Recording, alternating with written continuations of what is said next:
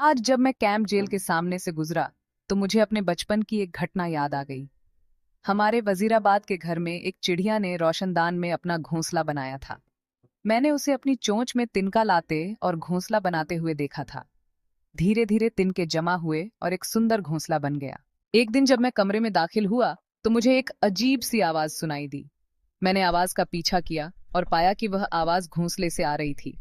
हमारे घर में एक सीढ़ी थी और दोपहर का समय था, सब सो रहे थे।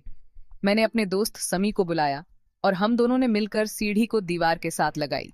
समी ने सीढ़ी को थामे रखा और मैं धीरे धीरे ऊपर चढ़ने लगा। जैसे ही मैं घोंसले तक पहुंचा, मेरी खुशी का ठिकाना नहीं रहा।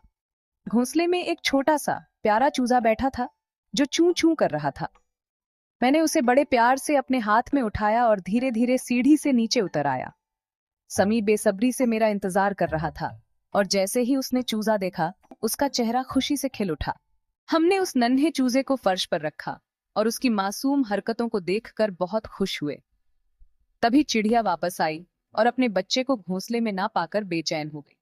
उसने पूरे कमरे में चक्कर लगाने शुरू कर दिए और उसकी चीखती आवाज ने पूरे घर को भर दिया।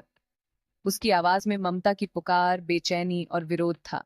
मेरे दिल में भी चिड़िया की चीखें गूंजने लगीं और मुझे अपने किए पर पछतावा होने लगा। समी भी मेरी तरह महसूस कर रहा था। तभी मेरी माँ की नींद टूट गई और वे कमरे में आईं।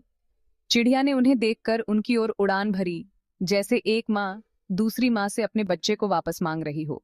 मैंने बिना कुछ कहे चुपके से फिर से सीढ़ी पर चढ़कर चूजे को वापस घोंसले में रख दिया। चिड़िया की बेचैनी अचानक शांति में बदल गई, जैसे उसने हमारी सभी गलतियों को माफ कर दिया हो।